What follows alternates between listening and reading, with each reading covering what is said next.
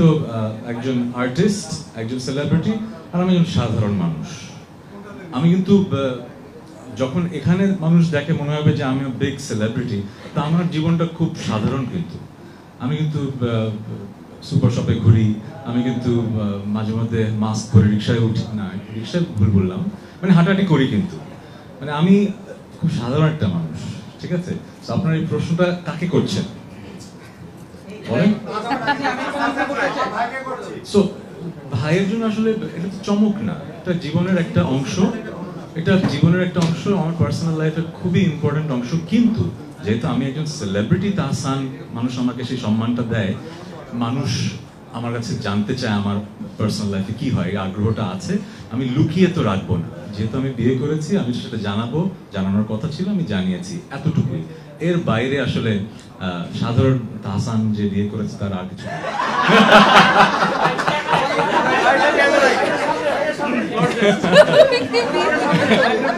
বিয়ের পর অনুভূতি, আচ্ছা, অনেকভাবেই বলা যায়। হয় কি, হিউমার আছে না, রসবোধ।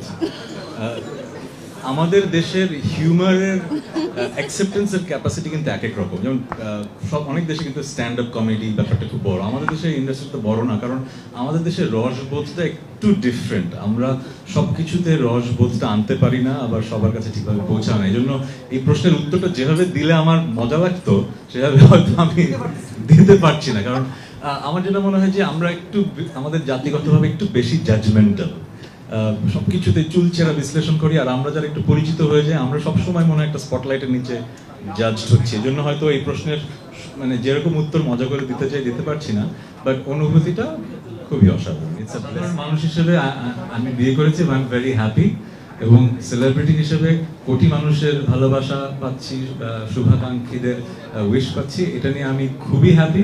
বাট আমরা এমন একটা দেশে বসবাস করি যেখানে আসলে সব দেশে নেগেটিভিটি থাকে, আমাদের দেশে একটু বেশি চর্চা হয়, এবং কাটতির জন্যই ব্যাপারটা হয়। সবাই সবার কাটতির কথাই চিন্তা করে, আমি তাদেরকে দোষ দেবো না। যে ইন্টারভিউ নিচ্ছে সেও কাটতির জন্য, যে ইন্টারভিউ দিচ্ছে সেও কাটতির জন্য। সো আমার কাজ হচ্ছে যে ওই যে বললাম, বছরের পর বছর গান করে যাওয়া, মানুষের মনের মাঝে জায়গা করে নেওয়া, তাদের সাথে বন্ধন। 18 কোটি মানুষের 18 কোটি মানুষই তো আমার শুভাকাঙ্ক্ষী নয়, তাই না? আমি এটা বুঝি, পৃথিবীতে এমন কোনো মানুষ তো নাই।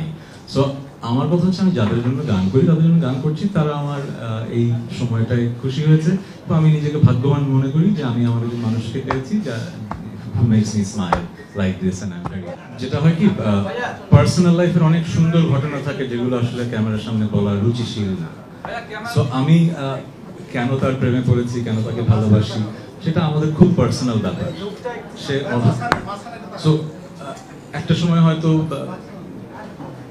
ব্যাপারগুলো একভাবে দেখতাম, এখন যেভাবে দেখি যে it's a blessing to be married. So I feel like আমি মেকি কোনো কথা বলে আসলে আপনাদের শোনাতে চাই না। I feel like life is amazing because I met this person. হাতের তালুতে আর লেখা অবভিয়াসলি রোজা, এই কারণে। সেলিব্রিটি তাহসান, আর্টিস্ট তাহসান, আর সাধারণ মানুষ তাহসান।